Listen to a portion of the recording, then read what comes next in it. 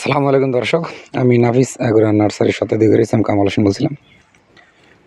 দর্শক, বেগুন চাষ নিয়ে যারা শঙ্কিত, কী গাছ চাষ করবেন, কখন চাষ করবেন, ভিডিওটা তাদের জন্য। দর্শক, এখানে আমার প্রজেক্টের 1 বিঘার একটু বেশি হবে এই জমিতে আমি বেগুন চাষ করেছি। তো আজকে হলো আপনার অক্টোবর মাসের 20 তারিখ।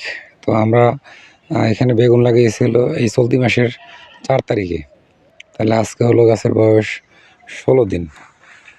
তোমার এখানে মোটমাট আমরা 3টা জাত 4টা জাত লাগাইছি। তো এখানে আমাদের পানের বরজ থাকে, তো এই আমাদের অঞ্চলে চাষ হয়। তো এই 3টা মানে পাড়ে ভাগ করা। তো এইদিকে যে চারাগুলো দেখেন, এই যে বড় এই পাতাগুলো, এইগুলো হলো আপনার বাড়ি বেগুন 12 এই জাতটা লাগাইছি। আমি গতবার লাগাইছিলাম, খুব সুন্দর রেজাল্ট। অনেক বড় বড় সাইজের বেগুন হয়, একটায় 800-900 1 কেজি পর্যন্ত হয়। এমনি বীজ রাখলে সেক্ষেত্রে 1.5 কেজি প্লাস হয়।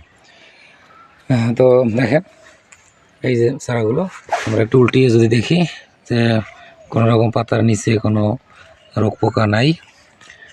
কেবল লাগানোর পরে প্রচুর বৃষ্টি ছিল, এখনও কিন্তু জমিতে দেখেন গাছের গোড়ায় একটু কাদা টাইপের, মানে মাটিটা এখনও পুরো শুকায়নি। তো এটা হলো আমরা 3 ফুট মালচিং ব্যবহার করছি এখানে। দেখেন এই 3 ফুট মালচিং, আবার মাঝখানে 2 ফুট ড্রেন, এবারে একটু কম হবে। এরপরে আবার এখানে 3 ফুট মালচিংয়ে লাগাইছি। তো দেখা গেলো যে আমরা প্রতিটা চারা লাগাইছি, একটা চারা থেকে আর একটা চারার দূরত্ব হলো 3 ফুট, অর্থাৎ 2 হাত। আর এখানে একটু বেশি হবে, কারণ এখানে 3 ফুটের অর্ধেক লাগাইলে করে 1.5 ফুট, এখানে 1.5 ফুট, 3 ফুট মাঝখানে করে 1.5 ফুট, 4.5 ফুট 5 ফুটের মতো মাঝখানে গ্যাপ আছে একটা গাছ থেকে। তো লাইন থেকে লাইন হবে 4.5 ফুট, আর চারা থেকে চারা হলো 3 ফুট। এভাবে আমরা এখানে লাগাইছি। তো এখানে আমাদের চারা 900-র মতো চারা লাগছে। এখানে টোটাল জমিতে 900 পিস আমরা লাগাইছি। তো এটা হলো বাড়ি বেগুন 12।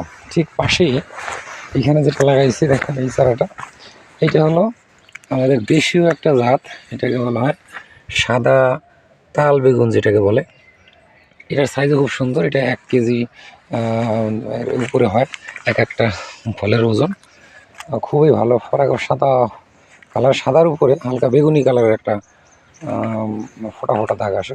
খুবই সুন্দর একটা বেগুন এবং খেতেও সুস্বাদু।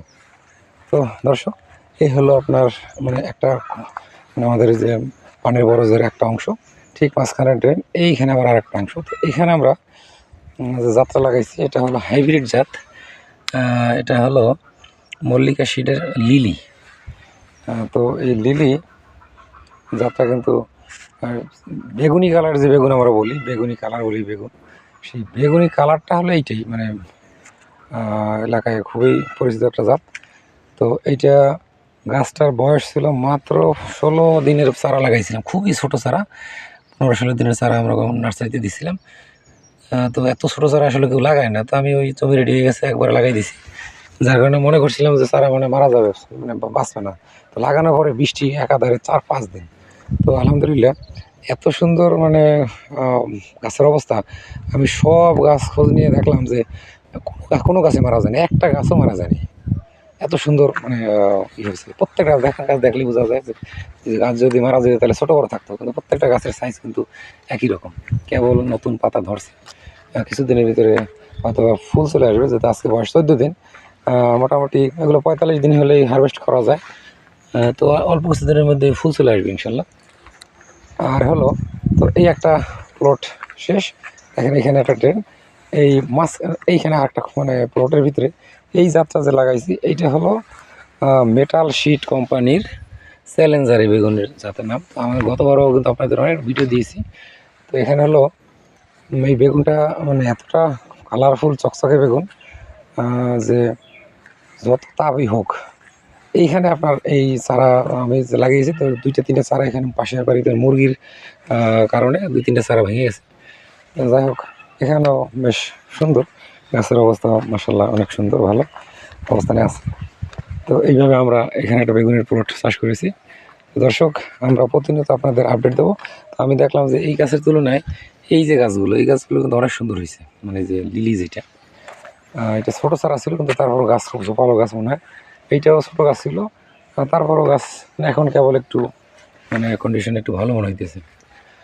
দর্শক ভিডিও অনেক লম্বা হয়ে যেতেছে। তো বেগুন চাষের মূল যে ঔষধ যেটা আমরা বলি, ফল এবং ডগা ছিদ্রকারী পোকার কারণেই হলো আমাদের বেগুন চাষের লসের সম্মুখীন।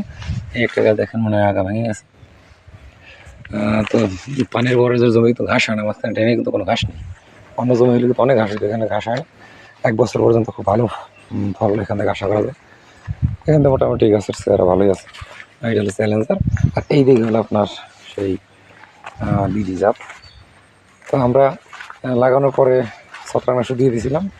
শুধু এই 2-3 দিন আগে আমরা একটা কীটনাশক দিছি, সেটা হলো ইমিডাক্লোরোপিড, আর হলো অ্যাবামেকটিন গ্রুপের যে ওষুধ পার্টিমেক, এইটা আমরা ব্যবহার করছি।